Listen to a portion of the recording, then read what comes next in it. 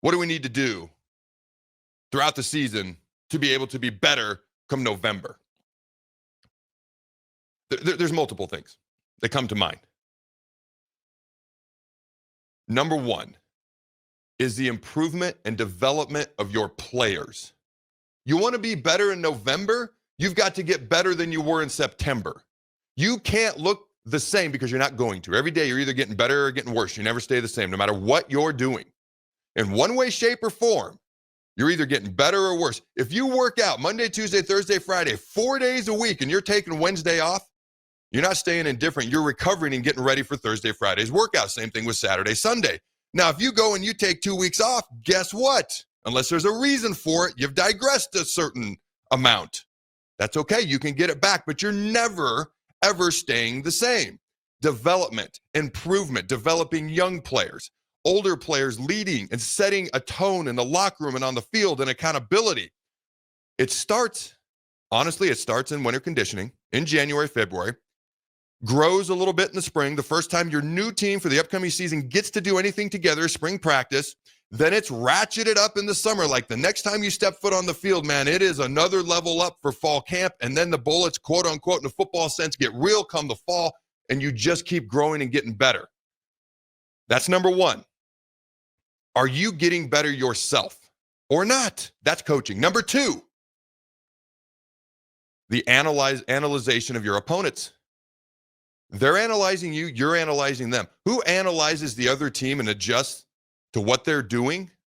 Better. Ever since halftime of Illinois, Dylan's not been the same. Illinois said, if you heat him up, he's not the same quarterback. This is not unique to Dylan Raiola, by the way. There are other quarterbacks like that. But my point is, teams saw that, and it's been different since. Teams adjusted to what we were doing well, and we haven't adjusted back. Developing your own players, analyzing what other teams are doing. If you want a bonus, strength and conditioning is 100% a part of this, because you will, if you don't do it properly, not a whole lot of people gain strength and speed during the season. It's just too hard, too physically demanding. Unless you're redshirting, then you should be. But if you're actually playing, you're maintaining. You're on a maintenance program. So you're either maintaining, and if other teams are declining because they're not able to maintain, which is how you actually improve in the season. Because if you go down during the season, by the end of the season, you're weaker now than your opponent if they maintain. And then you come back for strength and conditioning, winter conditioning in January, you're now starting from a lower point than the other guys who maintained, who are now starting from a higher point as they try to get better going forward from winter conditioning to the spring to the summer. And it's a never-ending cycle. Are you developing your players during the season? How are your adjustments compared to the other teams and how they're adjusting to you and what you do?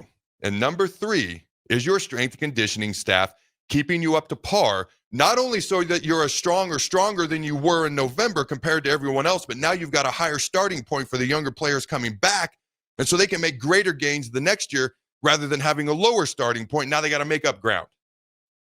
All right, Jake, you had a couple of things. What you got, my friend?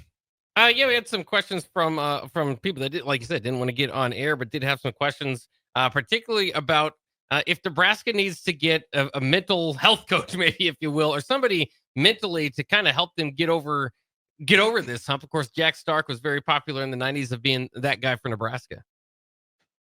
The answer is yes. So I am huge on the neck up and the 6 inches between your ears. So if you think about it, I go to the NFL for this. There's 8 billion people on planet Earth. I can't even fathom how many people, 8 billion, like that's so many people, 8 billion people.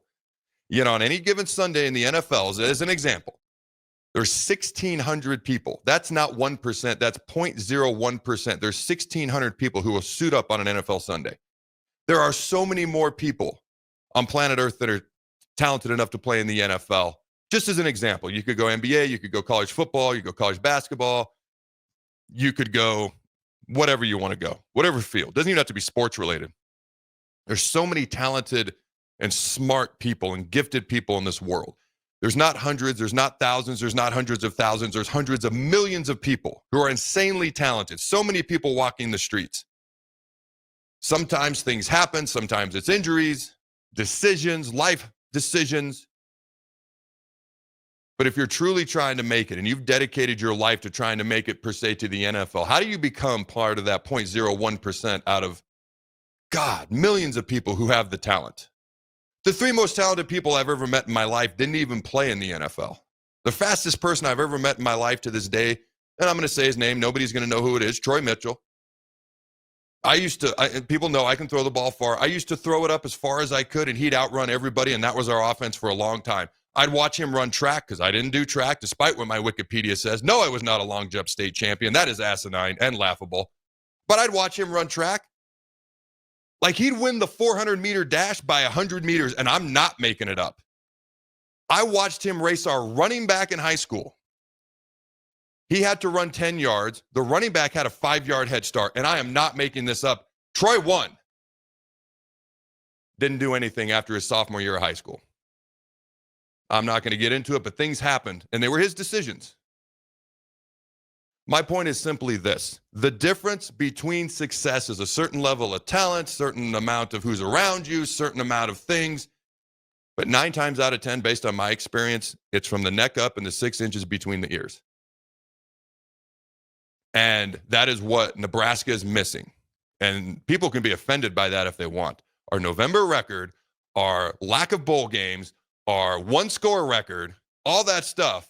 Facts don't care about feelings because they say otherwise. What's next? Did that make sense? Yeah, no, absolutely. I just talked about a guy I ain't seen in 17 years for no apparent reason. All right, sorry. Go ahead, Jake. Just a couple notes here, too. Quickly in the college football world, Tom Herman from FAU has been fired. UMass's Don Brown has been fired. But from the Nebraska press conference, looks like Jamari Butler and Marquise Buford are going to attempt to come back for another year. Deshaun Singleton was not given a waiver for his missing part of the season last year, so this will be his last season.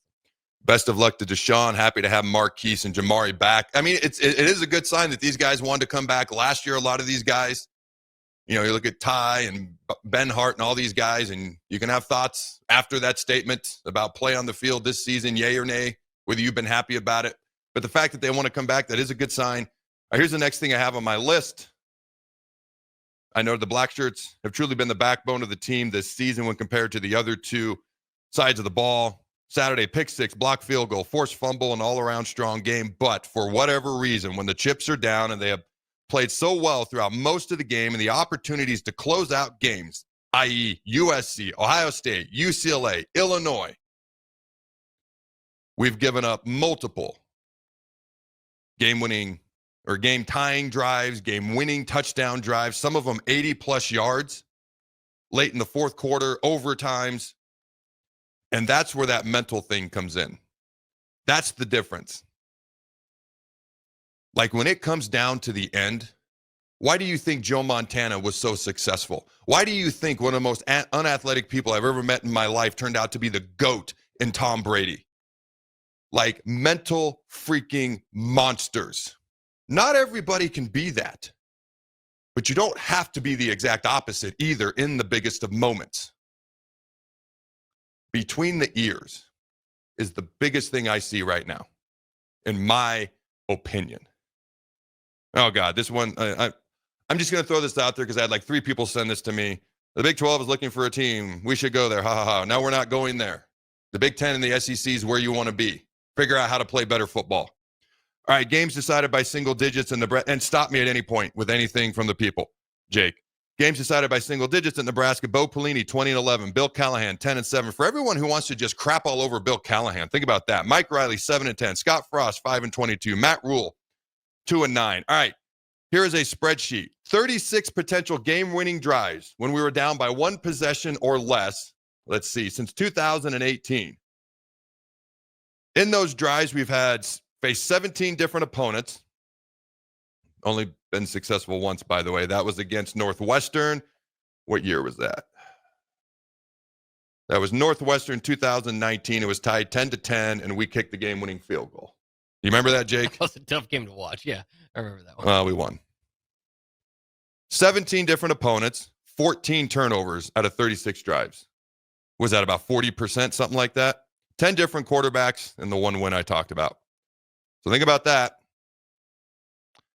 Pelini, not so great on the blowout games, but was famous for winning close games.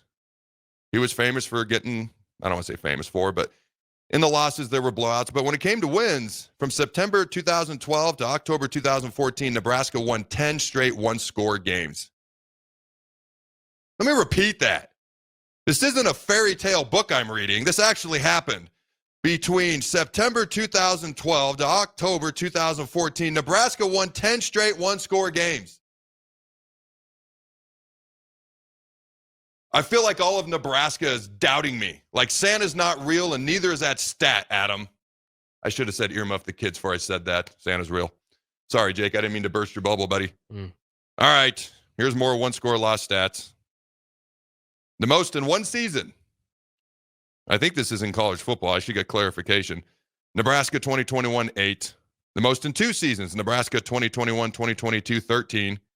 Nebraska for 3 seasons, 2021 through 2023, 18 of them, one-score losses. Nebraska 2021 to 2024, 22 of them, one-score losses. Oh, that was 2021 to 2024. This is 2020 to 2024, 25 of them. 2018 to 2023, 30. 2018 to 2024, 34. Even I didn't want to continue reading that. Good grief. I think I mentioned this earlier. Rule is 0-6 in November, 0-9 in games with a chance to clinch a bowl game. Like, that ball is funny shaped. How does it not just bounce our way once out of God knows how many times? All right. Give me something from the text line. Wisconsin fires. You probably know this. Sorry. I say give me something from the text line. I just hop right in. Yeah, give me something from the text line. Give me a caller. Give me something. What you got, Jake? Well, I did think this was interesting. Again, this was from the presser actually today, was that Wisconsin will have their new offensive coordinator, but Matt Rule gave Phil Longo credit. They had one of the best game plans against Nebraska last year, and teams have been copying that game plan since. It's funny because the very next thing I was going to read, Wisconsin fires offensive coordinator Phil Longo after 2 years. It's almost like we planned that. By the way, did you see Luke Fickell was asked about who's calling the plays for them going forward? He says, "Why does it matter? I don't think it's really important. I guess it gives you the ability to point the finger at someone." Ooh, Luke Fickell getting feisty. I mean, somebody's got to call the plays, and somebody's got to talk about it. I mean, that's just the way of the world, I guess. Oh, man. Are we still favored over Wisconsin? Yeah, we're favored by 2. I think it went up? I think we did. Let me look. Dude, it was -1. Okay, true story. So I'm coaching, helping coach. Shout out to Supreme Girls Basketball. I'm just going to shout out all the youth sports teams that my kids are on at some point throughout the next year. Shout out Braves Baseball, Supreme Basketball, et cetera, et cetera. It's like 8 a.m. on a Sunday, last Sunday, and my twins have a 4th grade basketball game, actually 5th grade, whatever grade it is. They're playing up in the 5th grade, but I digress. I arrive, and the 2 other coaches, Alex and Matt, they're like, "Hey, did you see we're favored versus Wisconsin?"